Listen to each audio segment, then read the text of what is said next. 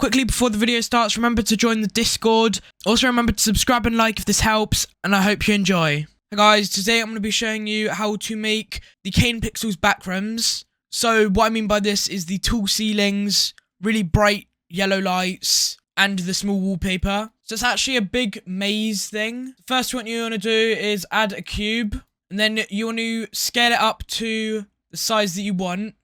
And I want to make sure I make it tall enough. And then what you want to do, you want to go into edit mode, and now extrude it out 4 times.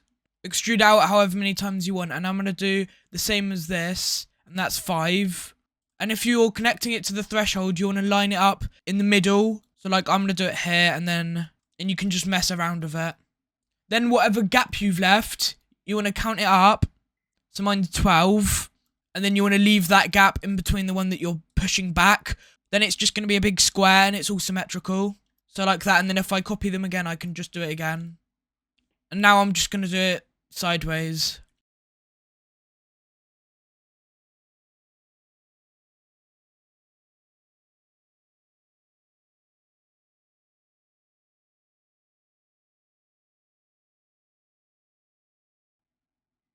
Now what I'm going to do is actually join them all, so they all move together.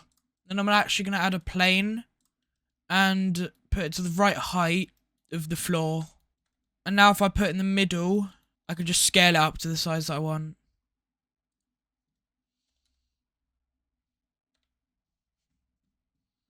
Now that you've got this, add in a cube.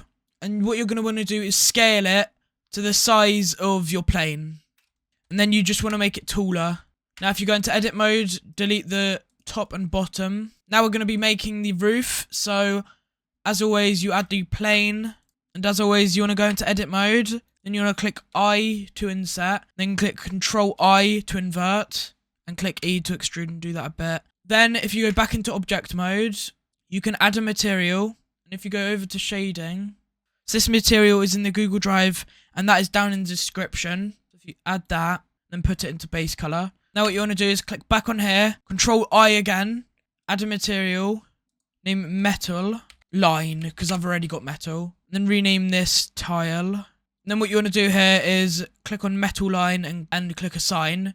And now this will be the outline of what's holding it up. Then what you want to do is you can change this to be more metallic. So what I normally do is 0.5 and then 0.2. You're going to go to modifier, add array.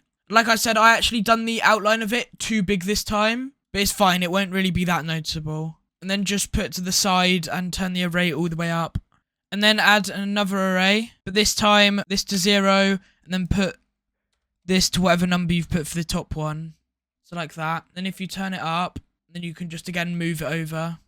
Then lastly, you want to add the actual lights in. So you can either do this with a geometry node, and that video will be the card at the top right of the screen. And if you go through that, there'll be a bit showing you how to set up the geometry node, and that pretty much means it's connected to a math node, and then it scatters the lights around randomly. But here I want to do it more manual.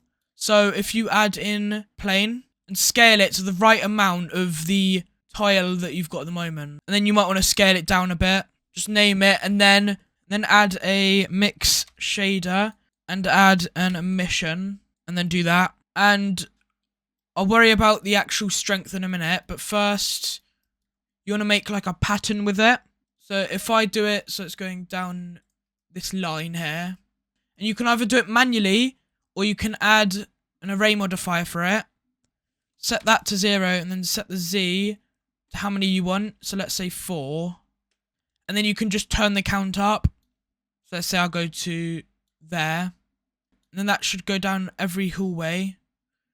And I'm actually going to move it one back. I'm going to move it there. So then it goes down the middle of every hallway, as you can see. Now, if you add another array modifier, and this time turn it up. And also, one thing that I've just realised, make sure your tiles are actually centered.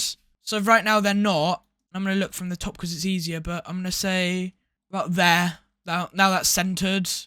And then move it all the way down here. And then if you turn the array up, so I'm going to do 10. And And then for this bit, you want to make sure it's actually in the middle, like that. And then they should all be lined up. You can just drag them down a bit below. So they're just clipping through like that. So if I quickly take the top off and also the lights. Now if you click here and add a texture, just name it Inside Walls. And again, this texture will be in the Google Drive. So if you just connect that to base color. And if you click on here and Control T. And to do that, you'll need Node Wrangler. And to do that, you can just go Edit, Preferences, and search up Node Wrangler. But anyways, even if you do that, and if you turn these down, as you can see, there's lines on here and it's just not working. So if you just go back, click on it, click on UV editing, you can just select it and then click A and it will select all of them. Then what you want to do is click U and reset. Then if you go back to shading and then rotate them whichever way, I'm going to do them 90 degrees.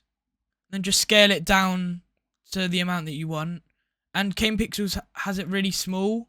And then you want to do that to the outside wall and name it Outer Wall. Add the texture again.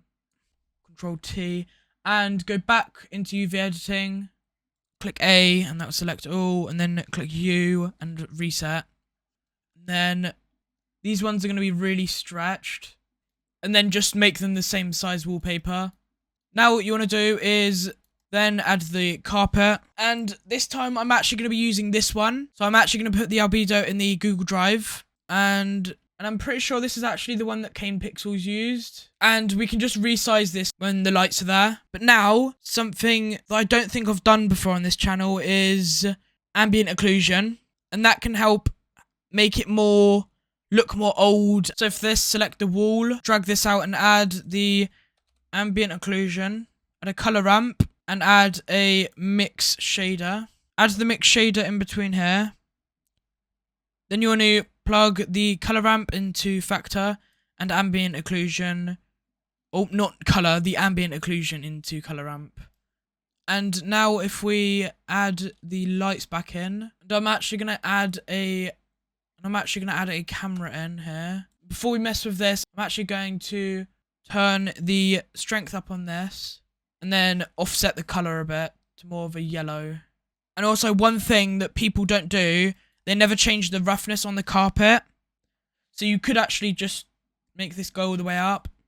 And if it's like this, you can just swap them over. You can see that it goes quite far. So if you just add a bit in, so I'm going to do 0.2. You can either leave it at that, but then it's quite harsh still. I should do 0.2. Then it adds a bit on the top and a bit on the bottom.